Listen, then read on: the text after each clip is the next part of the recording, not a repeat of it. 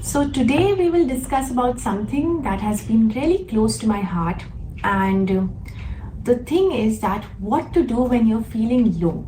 So the first thing that I'd say is that low feel करना बहुत ही ज़्यादा common है इस एग्ज़ाम में, especially after prelims and especially after any stage of this exam where you could not perform to the level जो आपने अपने लिए threshold रखा था कि यहाँ तक तो perform कर ही लेंगे. The same thing happened with me when I could not clear my prelims.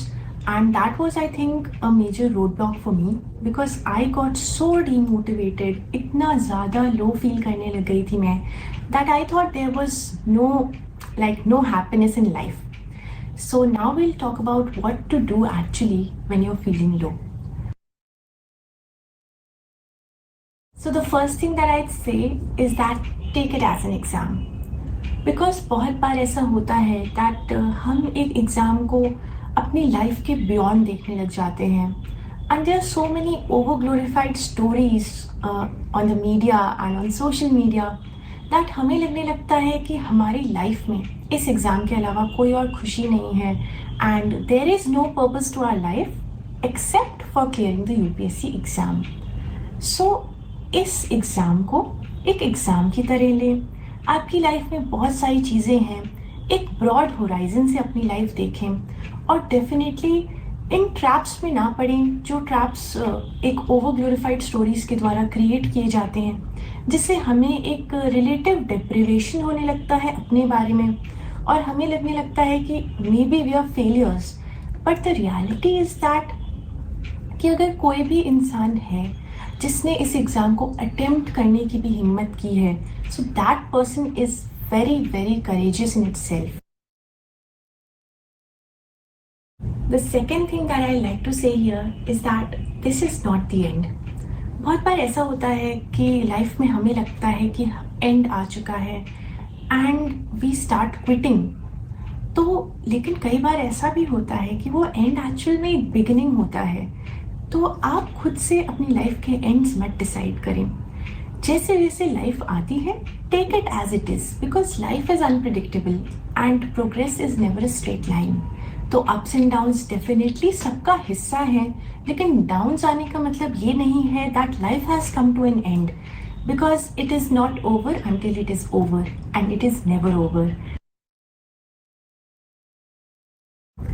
The next most important thing that I'd like to talk about here is that the importance of breaks.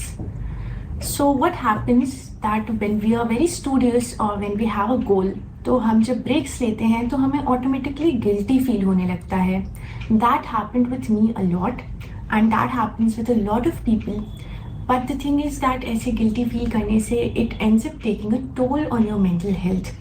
And आपको realise भी नहीं होगा और आपकी mental health down होती जाएगी and one day you start feeling कि मुझे कुछ समझ नहीं आ रहा है, मुझे कुछ याद नहीं हो रहा है and feeling so low and still उसके बाद भी आपको लगेगा कि ब्रेक नहीं लेना है.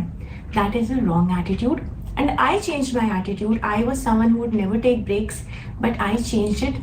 I started going on breaks with my mother. So I think breaks are very important. They keep you mentally healthy.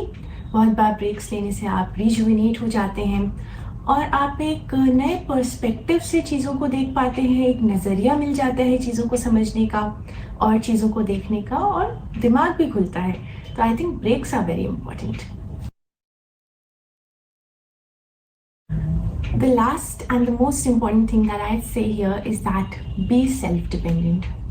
बहुत बार ऐसा होता है कि हम अपने फेलियर्स के कारण या सेटबैक्स के कारण we start depending too much on people और वो एक तरह से एक टॉक्सिक रिलेशनशिप का फॉर्म ले लेता है. It might be a relationship, it might be a friendship, it can be anything.